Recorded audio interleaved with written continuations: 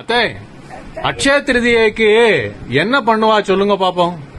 அக்ஷய திருதி அன்னைக்கு தங்கம் வாங்குறதெல்லாம் அந்த காலத்துல கிடையாது. சரி. தயிர் சாதம் பேசுவா, ஒரு புது வேஷ்டி வாங்குவா. சரி. வேஷ்டி வாங்கி தயிர் சாதம் பேசிட்டு ஒரு வேஷ்டியில இறைய போட்டு அதுல வைப்பா. வச்சு ஊறுகாயோ அவியலோ வச்சு மூட்டையா கட்டுவா. சரி. மூட்டையா கட்டி ஒரு பிரம்மச்சாரி பையனுக்கு தானம் பண்ணுவா. சரி. அதுதான் அக்ஷய திருதியோட மெயின். தங்கம் தங்கம் வாங்குறதெல்லாம் இந்த காலம்.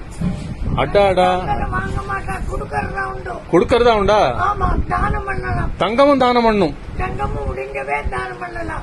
இப்போ அவ ஆத்துக்காரர் தங்கம் வயசுக்கு தானம் பண்றா. இப்ப தங்கம் அது இஷ்டம். அது சரி. இந்த மொரத்துல பண்ணுவாள், அது என்னது? மொரம் மொரம் மொரமா? சித்ரா பௌர்ணமி. சித்ரா பௌர்ணமிக்கு ஒரு மரம் வாங்குவா, புது மரம். சரி. நவதானியமும் அதுல வைக்கணும். நவதானியமும் வச்சு சித்திரகுப்தனை பூஜை பண்ணலாம். பூஜை பண்ணி ஒரு வாத்தியார் பூஜை பண்ணுவாரு. ஆமா, அவருக்கே தானம் பண்ணுவா. சரியா போச்சு. அப்ப ஒரு மாசத்துக்கு வாத்தியார் வீட்டுல சுண்டலும் இதுதான் இல்லையா?